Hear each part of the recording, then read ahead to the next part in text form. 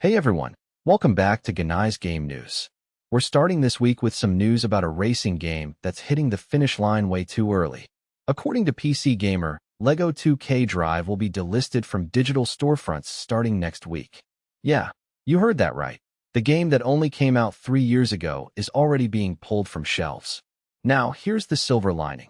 While the store removal is happening imminently, the online multiplayer servers are actually sticking around a bit longer. You'll still be able to hop online and race with friends until next year rolls around. So if you've been thinking about grabbing this one, you might want to act fast before it vanishes entirely.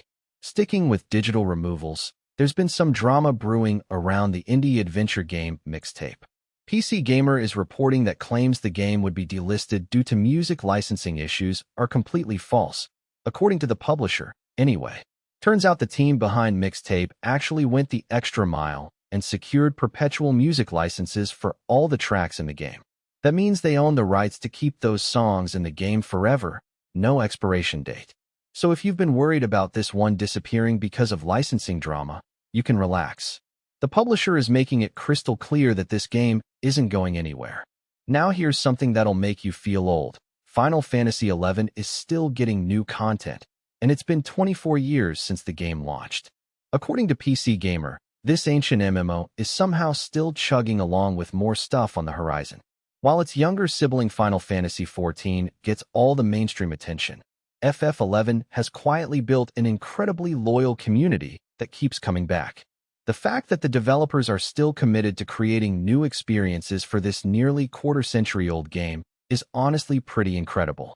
If you've been sleeping on this classic MMO, it might be worth diving back in to see what the community has been up to all these years. Alright, this next story is absolutely wild and honestly kind of genius. According to PC Gamer, GTA roleplayers have built an entire secret boiler room-style rave beneath Los Santos. We're talking nearly 100 players packed into an underground bunker, complete with DJs spinning tracks, club photographers documenting the party, biker security keeping things in line, and, get this, a custom party drug that exists only within their roleplay. These folks are creating entire underground nightclub experiences with full production value, roles, and storylines. It's basically like watching players turn GTA into a massive collaborative theater performance. The creativity and coordination required to pull something like this off is honestly impressive, and it shows just how deep GTA roleplay communities have gotten. Time to check your inbox. PC Gamer is reporting that Steam controller reservations are finally being sent out. Now here's the catch. Not everyone got the email yet, so don't panic if yours hasn't arrived. But if you did get that precious reservation notification, you're going to want to move fast because slots are limited. This is the new Steam controller that Valve's been working on, and demand is clearly through the roof.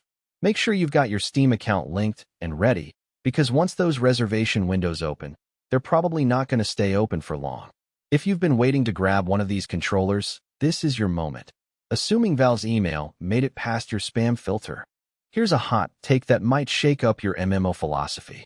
According to PC Gamer, MMOs are actually better when classes are intentionally imbalanced, as long as you're doing it on purpose. Now before you start rage quitting, hear them out. The idea here is that perfect balance can actually make games feel sterile and less interesting. When different classes have unique strengths and weaknesses, it creates dynamic gameplay where teamwork and strategy matter more. You can't just plug any class into any situation. You actually need to think about team composition and approach encounters differently. It's like the saying goes, perfectly balanced, as all things shouldn't be. This is a fascinating perspective on MMO design that challenges the modern obsession with perfect numerical balance. Alright, Overwatch fans, here's some good news if you were disappointed with the 10th anniversary event. According to PC Gamer, Blizzard is listening to the feedback.